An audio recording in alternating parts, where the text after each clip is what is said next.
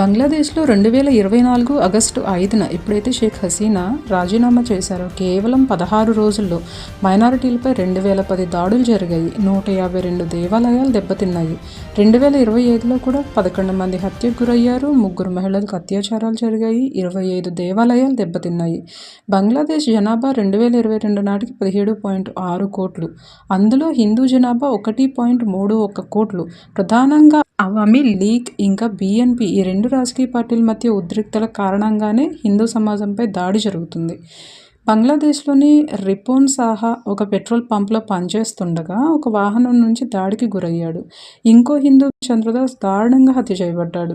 అతని colleagues and ఇంకా అతని కంపెనీని అతన్ని పట్టుపడేలా చేసిందనే వార్తలు కూడా ఉన్నాయి.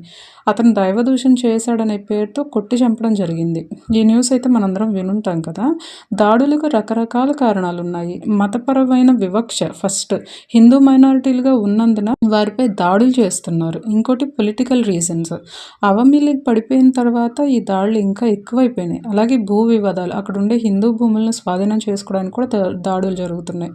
ఇస్లామిక్ తీవ్రవాదం, జమాతీ ఇస్లామీ వంటి సంస్థలు హిందువులపై దాడులు చేస్తున్నాయి. అలాగే రాజకీయంగా అస్థిరత ఉండటం, పొలిటికల్ ఇన్స్టెబిలిటీ వల్ల ఈ దాడులకు ఇంకా అవకాశం చేకూరింది. అలాగే రాబోయే 26 జనవరికి ఖలిస్తాను ఇంకా బంగ్లాదేశ్ ఉగ్రవాద సంస్థలు ఢిల్లీ అండ్ ఇంకా ముఖ్యమైన నగరాల్లో దాడులు చేయొచ్చనే సమాచారం కూడా వస్తుంది.